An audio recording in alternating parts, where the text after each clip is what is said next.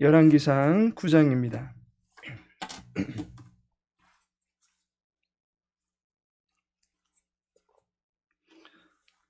열왕기상 9장 26절에서 28절까지의 말씀입니다. 열왕기상 9장 26절에서 28절까지 함께 읽겠습니다. 솔로몬 왕이 에돔 땅 홍해 물가의 엘롯 근처 에시온 게벨에서 배들을 지은지라.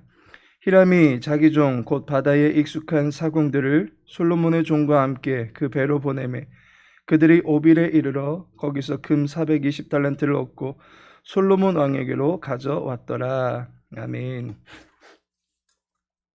오늘 본문의 말씀 통해서 에시온 게벨에서라는 제목으로 함께 은혜 나누고자 합니다. 정부에서 어떤 정책을 내놓게 될 경우에 그 정책이 가져오는 득이 있는 반면에 그 정책으로 말미암은 손실도 있는 것을 보게 됩니다. 얼마 전 우리나라를 떠들썩하게 만들었던 토지 개발 정책을 예로 들 수도 있을 것입니다. 분명 신도시 개발을 통해서 지역 경제의 성장을 도모할 수 있습니다. 또한 주택 공급을 원활하게 함으로써 내 집 마련의 꿈을 갖고 있는 서민들의 숨통을 트이게 해줄 수 있다라고 하는 장점이 있습니다. 하지만 우리나라와 같이 영토가 좁을 경우에 땅의 가치가 매우 높기 때문에 과도한 투기가 일어날 수 있는 위험성도 있다는 것입니다. 이와 같이 어떠한 분야의 개발이나 발전을 도모할 때 그에 따른 장점도 있겠지만 부정적인 결과도 나타날 수 있기 마련입니다. 솔로몬이 에시온 게벨에서 무역을 펼치게 됩니다. 그래서 에시온 게벨은 솔로몬 왕국에서 무역 도시로 주목을 받게 됩니다.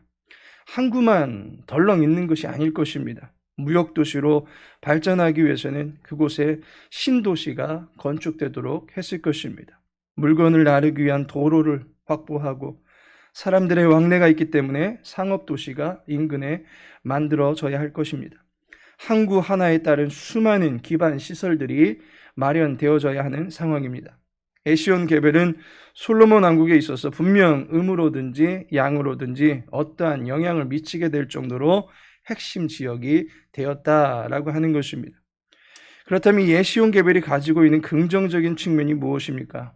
먼저 솔로몬은 에시온 게벨을 무역 도시로 선정합니다. 에시온 게벨은 무한한 발전 가능성을 내포한 도시가 되었습니다. 에시온 게벨은 해상로를 끼고 있고 애굽과 이스라엘 그리고 블레셋 이 세 나라가 교차하는 지역에 위치해 있습니다. 따라서 해상교역과 더불어서 육로를 통한 무역이 활발하게 이루어질 수 있는 지리적 이점을 갖추고 있던 도시였습니다. 도시 내의 물자와 자금의 흐름이 원활해지다 보니까 사람의 이동 또한 자연스럽게 많아질 수밖에 없었을 것입니다. 에시온 게벨은 단기간에 인산인해를 이룰 정도로 인구 유입량이 증가하게 되는 대도시를 이룰 수 있었습니다. 오늘 본문 28절에 보시면 에시온 게벨은 오빌과 교류를 할 수 있는 무역로가 열려진 것을 보게 됩니다. 오빌은 성경에 보면 금으로 유명한 지역입니다. 욥기 22장 24절에 보니 오빌의 금을 계곡의 돌로 여기라 라고 말하고 있고 욥기 28장 16절에서는 오빌의 금이나 귀한 청옥수나 남보석으로도 그 값을 당하지 못하겠고 라고 말하고 있습니다. 오빌 하면 각종 보화와 금으로 유명한 지역이었던 것입니다. 금강과 보석을 채굴할 수 있는 황금의 도시다라고 하는 별칭을 갖고 있는 지역이었습니다.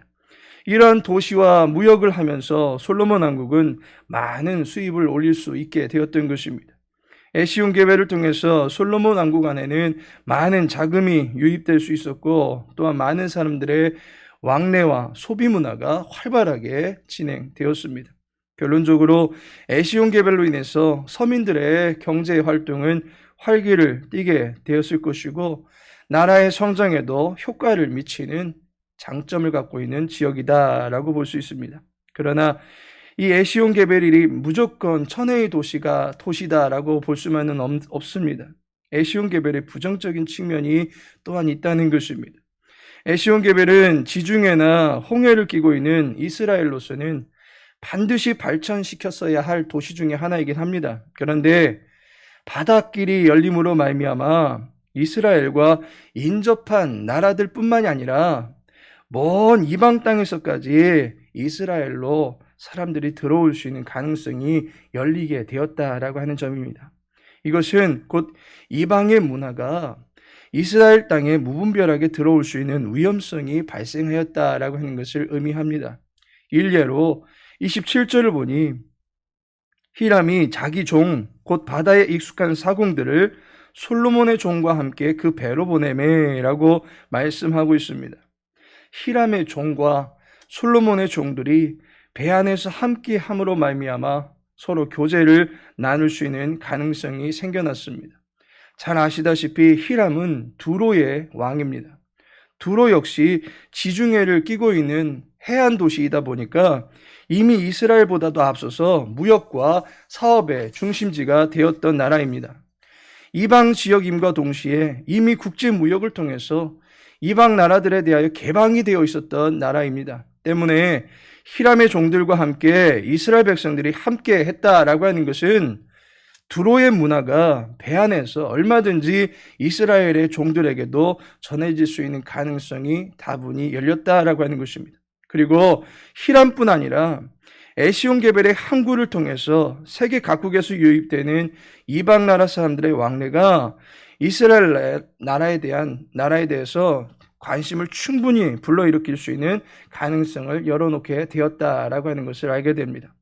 이제 솔로몬 왕국 안에는 이방 문화를 접한 사람들의 이야기가 전해지고 또한 이방 사람들이 왕래하고 이방 사람들의 생활 방식을 보게 되는 등의 여러 가지 이방의 문화를 접하게 되는 일이 발생할 수 있었던 것입니다. 결국 나라에 필요한 무역 항해기는 하지만 무분별하게 유입될 수 있는 낯선 문화에 대해서 분별력을 갖추고 있지 않는 이상 이스라엘은 고유의 여호와 신앙의 전통성을 잃어버릴 위험성이 발생할 수 있었던 것입니다. 우리도 코로나가 전염될 당시에 외국으로부터 들어오는 관광객들에 대해서 초기 대응이 미진함으로써 국내의 전염이 확산되었던 것처럼 외국으로부터 소리 소문 없이 또한 감시 감독할 수 없는 수많은 문화와 사상들이 이스라엘 내로 유입될 수 있는 위험성이 다분히 생겨났다라고 하는 부정적인 측면도 고려해 보게 됩니다. 하나님께서 사랑하시는 성도 여러분, 에시온게벨은 여호와 하나님께서 이스라엘에게 정복하라고 약속의 땅으로 주셨던 지역입니다. 그 지역의 특성을 살려서 잘 개발해 나가는 것 지혜입니다. 에시온게벨에 마련된 항구가 그 자체로 악한 것이다 라고 평할 수는 없습니다. 그러나 그 항구를 잘 관리할 때 이스라엘은 국외의 여러 문물의 교류를 통해서 경제를 비롯한 국가 경쟁력을 키워나갈 수 있겠지만 다른 한편으로는 항구를 통해서 무분별하게 들어오는 이방 문화 때문에 도리어 영적으로 후퇴하거나 태폐적인 나라가 될 수도 있다라고 하는 위험성을 경계해야만 하는 것입니다. 때문에 이스라엘에게는 분별력을 갖추는 것이 필요합니다. 이스라엘 고유의 성결 문화는 지켜나가되 이방의 세속적인 문화의 유입에 대해서는 구별된 자세로 대하고 지혜롭게 판단할 수 있는 안목을 갖출 수 있어야만 하는 것입니다. 이것은 세상에서 살아가야만 하는 성도의 삶에도 그대로 적용이 되는 진리입니다. 성도로서 세상을 등지고 살아갈 수는 없는 법입니다. 주님은 성도의 생활 모델로서 세상이라고 우리들에게 생활 모델을 허락해 주셨습니다. 따라서 세상에서 빛과 소금으로서의 역할을 감당하며 살아가므로 하나님께 영광을 돌리는 구별된 삶을 살아갈 수 있어야 할 것입니다. 반면에 세상은 어둠의 권세 잡은 하늘의 악한 영들이 활개를 치는 곳이기도 합니다. 따라서 이 세상에 우리가 무감각하게 있을 때 세상에 취하고 세상에 물들어 버림으로써 구별된 성도의 고유한 기능이 무력해질 수도 있는 것입니다. 따라서 우리는 세상 속에서 살되 구별된 성도의 신분을 지켜나가도록 근신하여 깨어있는 자세가 우리들에게 필요한 것입니다. 우리들이 거하는 장소가 하나님께서 우리에게 주신 축복의 장소가 될 수도 있겠지만 다른 한편으로는 그 장소에서 우리는 도리어 해를 입을 수도 있을 것입니다. 어느 곳에 있든지 여호와 하나님께서 함께 하시고 무엇을 하든지 여호와 하나님께서 형통케 해주시기를 바라는 믿음으로 서야만 할 것입니다. 어떠한 경우 어느 곳에 있든지 여호와 하나님의 선하신 능력을 의지하며 살아갈 수 있게 되기를 예수님의 이름으로 축원합니다. 십자가에서 나의 영혼을 주님께 의탁한다라고 말씀하신 주님처럼 우리가 있는 모든 곳에서 주님께 의존하며 주님을 등지거나 주님을 경홀히 여기게 되는 모든 악한 것들 가운데서 우리를 지켜달라고 간구해 나가야 할 것입니다. 주님의 도우심으로 순전하고 흠없는 믿음으로 온전히 서서 하나님의 영광 위하여 너끈히 살아드릴 수 있는 우리 광명창성교회 모든 믿음의 권속들 되시기를 예수님의 이름으로 축복합니다. 다 같이 기도합니다. 아버지 하나님, 우리의 영혼을 보존하여 주옵소서. 주님을 의지하며 주님의 도우심에 힘입어 살게 하옵소서. 악한 것을 분별할 수 있는 안목을 갖출 수 있게 하시고 의로운 것을 사모할 수 있는 순전한 영혼들이 다 될 수 있게 하옵소서.